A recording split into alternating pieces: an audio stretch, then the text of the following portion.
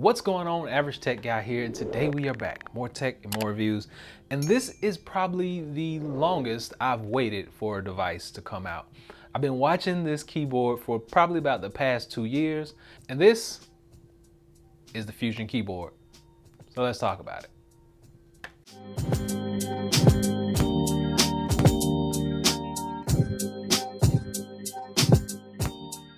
All right, so this is it. This is the Mokibo Fusion keyboard. Very slim, very sleek. It actually is a keyboard with a built-in stand. We'll get to that in just a moment when I do a demo, but this is the actual keyboard itself.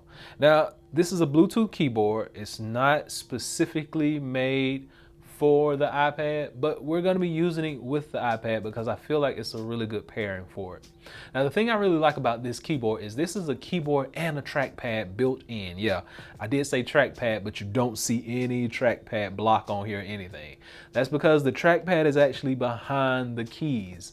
If you can believe that, the trackpad lies behind those keys. Now this thing, as soon as you open it up, it automatically powers on if it is charged up. That's like first and foremost. I like the fact that when you open it, power comes on. Number two is when you're looking up here, you can actually pair to 3 separate devices. So you have F9, F10, and F11 are dedicated to device 1, 2, as well as 3. There are also shortcuts all across here. So this makes it a really good keyboard if you want to use those shortcuts. A lot of people don't, some people do. Shortcuts are available and they do work. This keyboard is going to work with iOS, with Windows, with Android, with Linux. It's going to work with pretty much any system that is out there. Very slim, very sleek, small, and compact. If you notice, you got nice space bars, and this button right here is actually your right click. I like that a lot because when you're using your trackpad option on here, you can right click with that thumb. Very nice setup, very nice layout, and I like all of that a lot. One other thing that I really enjoyed about using this keyboard is that the caps lock doubles as a touchpad off. So by using your function and touchpad off, you can actually turn off the trackpad behind there. If you get tired of it, you can just turn it off and just use this as a regular portable Bluetooth keyboard. So one of the other key features is you're going to have to change the operating system that you are working in. So if you hold the function, it'll tell you what operating system you're in. The white light means that you are working with iPad OS. And if you hit the operating system button, which is right here, it changes into that green. Once you're in green, Android. Next up is going to be Samsung DeX, then Windows, and then Mac OS. All the way back around to your iPad OS. So you got different function modes for the different devices that you're going to be using while you're controlling whatever you want to control. So for me, I feel like this is a very slim setup and I really want to use this with my iPad. So let's go ahead and jump right into a quick demo just to see how this works. And I'll tell you the good side as well as the bad side. All right, so we're over here now at the desk area, and what I really want to do is show you, kind of showcase what this can do. So as of right now, we are just gonna get our iPad, which is sitting currently in a case, and because normally it's sitting in a Zugu case, so I'm gonna take it out of this casing, sit that to the side. One of my favorite cases to use. And for right now, we're gonna just pop it up on this stand and we're gonna just see how this is going to work. And I'll just showcase what it can do. Now, we wanna make sure that it is connected. So we'll go into the settings and find out what's going on with this keyboard. So once we get it up on the stand, we just wanna kind of showcase what this can do. So as you can see right here, the trackpad runs the full gambit of this. So as I go around on the screen, it's going to be able to select things and basically just act as a normal trackpad. So there are no issues with the whole trackpad setup. If you tap on something, it works and you can actually take advantage of the gestures and scrolling. Now it's not as fluid as an Apple device's scrolling would be, but it actually gets the job done. So scrolling, it does it, it works, there's no issue there. Some of the gestures will not work. Like, let's just say I'm wanting to go to another screen. Well, sometimes that does work, sometimes it doesn't. So, and you can see it's a little clunky when it does work.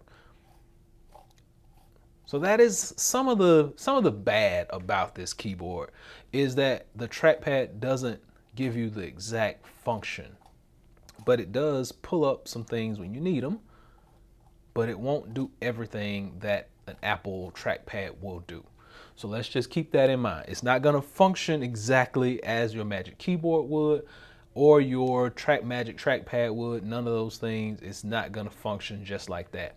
But as far as everyday menial tasks, it's going to be able to do that. So when it comes to your typing experience on this device, basically you're going to get a really nice experience because the keyboard is nice and spaced. So what I mean by that is my fingers are a good size and my hands are good size as well, but you are still going to get a nice keyboard typing experience.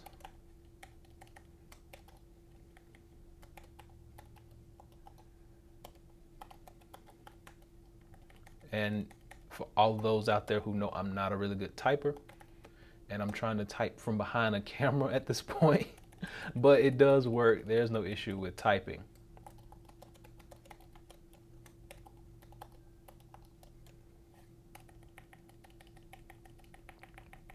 Yeah, when it comes to typing, everything works, looks really good, feels good, it's nice and fluid, and there are no issues with typing. So we do know that we have the trackpad right here on the screen. Let's just say we want to turn that off, hold down function, trackpad off, and there it goes. Trackpad is no longer working.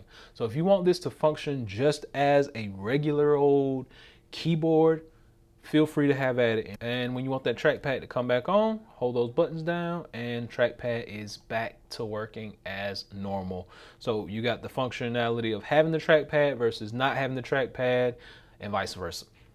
All right, so that is pretty much it. Now I did want to show off the actual stand. So if you never want to use a stand that's like an external, this thing acts as a stand. So basically when you open it up, if you fold this portion out, it attaches magnetically to the base right there.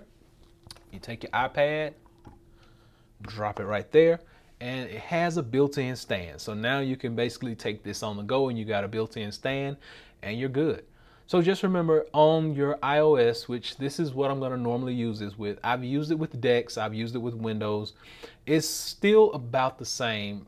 Gestures don't really work as well as they would on a normal mouse, but some of the gestures you can take advantage of, and you also can take full advantage, let's just get off here, of your shortcut row, things like that.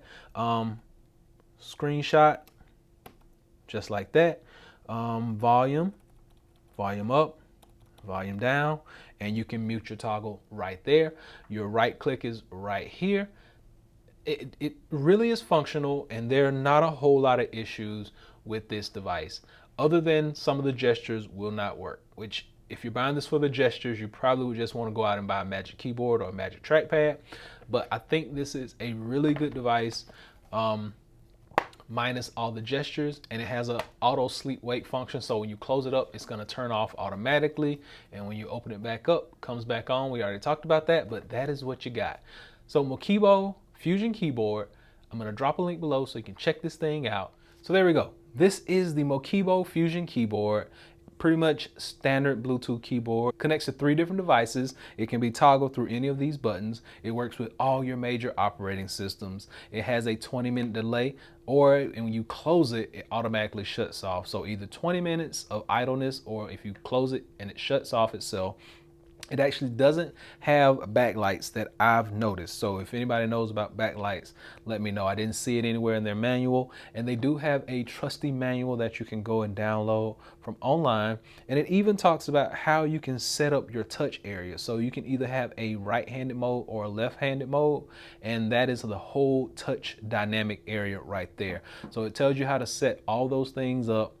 I keep mine in the dynamic touch because that makes the whole thing. So from probably here all the way over to here and around here, that is your trackpad, and it gives you full range of this whole keyboard. So I like it a lot, and I can't say much more about this thing. I'm going to drop links below so you can check it out for yourself. Until next time, be sure and give me that big thumbs up, and please subscribe. Average Tech Guy out. Peace.